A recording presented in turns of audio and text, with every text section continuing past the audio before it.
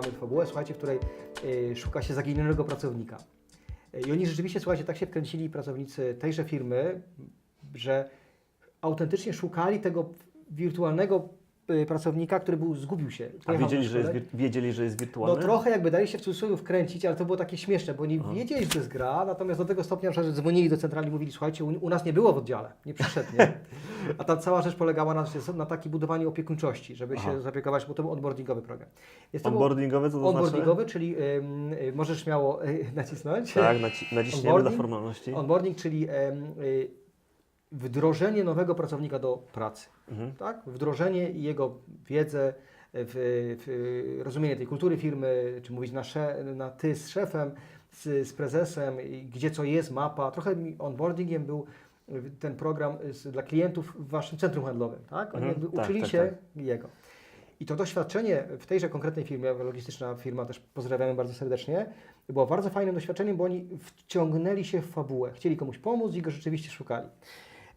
Szeroko pojęte UX słabe mówi, nie wiem o co chodzi, albo to jest infantylne, to jest głupie po prostu, tak? Czuję się dziwnie, to jest dla mnie zupełnie, ja nie lubię kosmosu, to jakiś jest kosmos, albo odwrotnie, to jest dla mnie zbyt skomplikowane, nie wiem co zrobić. I to wiemy skądinąd, że grywalizacja, podobnie jak wszystkie aplikacje, walczy o dobry UX, badamy, tak samo my w firmie badamy, prototypujemy, jak wszystkie inne aplikacje. To jest ten świat UX, również tą rafą, o której może się rozbić nasze wdrożenie, jest to fairness, o którym wspomniałem wcześniej. Czyli nasze ludzie z morza mogą mówić, dlaczego my musimy mieć trzeci poziom, a ci z gór, górale, czy górole, oni wystarczyło, że mają pierwszy poziom, a już do nich wafelkowy tam van przyjechał. Tak. I oczywiście nam się to wydaje dzisiaj, no nie, na pewno się nie poczują, ale naprawdę z moich wdrożeń, słuchajcie, najwięcej pytań jest o fairness. Ja tu kliknąłem, zrobiłem zadanie, nie dostałem punktów, dlaczego, ale mieliśmy, słuchajcie, kiedyś grywalizację, która była czasowa. Trzeba było wejść o 6 rano, żeby wybrać cytat dnia inspirujący dla całego zespołu i tam się dostawało ekstra punkty za to. Słuchajcie, po kilku dniach już okazało się, że ludzie wchodzili o 6:00, 00002.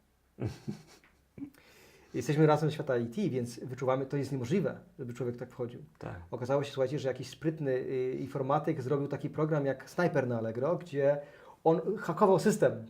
Czyli wiecie, no walczył o te mikrosekundy, o punkty, nie walczył o nic, walczył o punkty. W jakiejś fabularnej zupełnie grze, które te punkty nie przekładały się na nic de facto, ale przekładały się, my już dzisiaj wiemy, na miejsce w rankingu, czy wręcz o honor, bo on przez cały dzień był wyświetlany jako pierwszy. Ja teraz przejdę do pytania, które zadał nam Bartosz podczas live'a, którego kręciliśmy w ramach zapowiedzi tego odcinka. Ja mam takie pytanie. Jak zmiksować zarządzanie zespołem i grywalizację, aby praca nad projektem poszła szybciej i lepiej? Czy jest to możliwe? I czy są jakieś korelacje z metodami Agile? Agile, od razu możemy tu zadzwonić. Tak. Agile, czyli metoda po prostu prowadzenia projektów, tak zwana scrumowa. Zwinna. No, Scrum jest już drugim, teraz ja ci nacisnę. Tak. Scrum jest takim rytualnym spotkaniem, w którym się analizuje zadania i się go prowadzi w jakimś cyklu. Zazwyczaj raz dziennie, ale rano, ale to może być też, powiedzmy, zależy od organizacji. Bartosz, tak? Dobrze pamiętam? Naszego tutaj aktywnego użytkownika. Super. Bartoszu, pozdrawiamy Cię. Fajne pytanie. Ty powiedziałeś o dwóch rzeczach. Mocno z naszego świata akurat, z Łukaszem, bo tak, jest sobie zespół, ja sobie trochę tak na to patrzę, jest sobie zespół ludzi, którzy współpracują ze sobą. Czyli mój świat wiedzy zespołowej, wiedzy jakiejś umiejętności współpracy. Jeżeli to jest jeden zespół, to pewnie bym w wielkiej grywalizacji w to nie zastosował jakiegoś software'u, raczej bym szukał, czy jest jakiś, jeżeli chciałbym się wesprzeć software'em, w tym Jirze naszej, Jira to jest też oprogramowanie do tego, czy tam są jakieś mechanizmy, które pozwalają na przykład, skądinąd wiem, że są jakieś punkty, akurat zadania, można te aktywności jakoś robić i to tam bym szukał do tego zastosowania software'owego, ale Ty, Bartoszu, lub my, jako osoby, które mają takie wyzwanie, to już wiemy, jesteśmy na tyle mądrzy i świadomi, że dbalibyśmy bardzo o fair. Bo jeżeli na przykład nagrodzimy aktywność, to od razu się pojawi, ktoś, kto jest bardzo aktywny, robi dużo zadań, niekoniecznie je kończąc, albo robi je niedobrze, tak? Czyli byśmy szukali tych złych, jakby ciemnych stron grywalizacji, żeby nie wylać dziecka z kąpielą, bo łatwiej zrobić jest jakby głupią grywalizację, zrobić jakiś głupi konkurs, niż zrobić mądrą grywalizację, która autentycznie wspiera tego ducha. Więc ja bym powiedział tak, jeżeli idzie dobrze, to zastanów się, dlaczego idzie dobrze i to zachowanie jak weźcie pod lupę, czy to ludzie jakby fajnie się komunikują, czy są świetnymi programistami, czy ta zwinność działania, co tam jest takiego, jakie zachowanie byście chcieli wdrożyć. To pierwsza rzecz, jakie zachowanie. Drugie, jaki mechanizm ze świata gier do tego wdrożyć. Czy punkty, rankingi? No właśnie, tu się od razu pojawiają ryzyka. Jeżeli nagrodzę tego najbardziej aktywnego, to ten najlepszy, który bierze najtrudniejsze zadania, powie, to ja już nie będę brał trudnych, będę brał tylko proste, tak? Więc żebyś tego nie zepsuć. Więc na pewno grywalizacja może tam pomóc, natomiast byłbym ostrożny, żeby nie wylać dziecka z kąpielą, żeby coś nie zepsuć.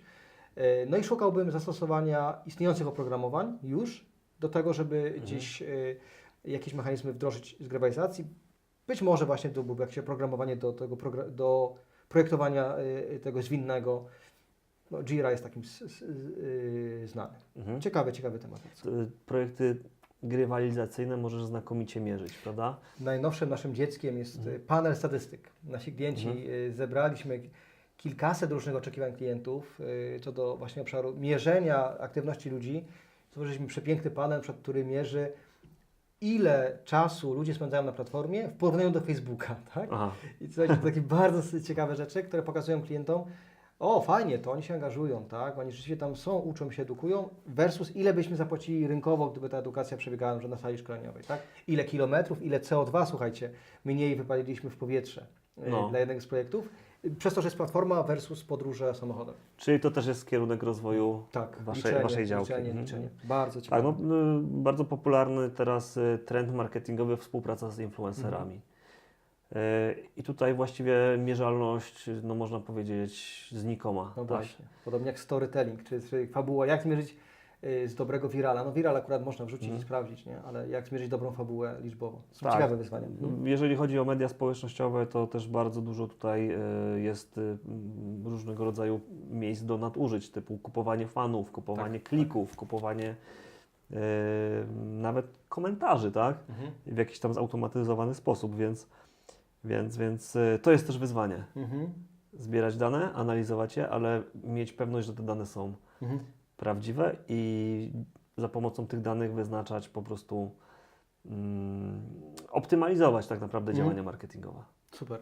Ja to fairness bym Wam gdzieś wrzucił. Tak, dokładnie. No, fairness w marketingu.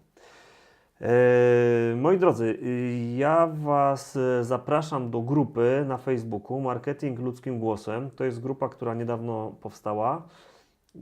Grupa, w której możecie wypowiadać się na temat dotychczasowych odcinków.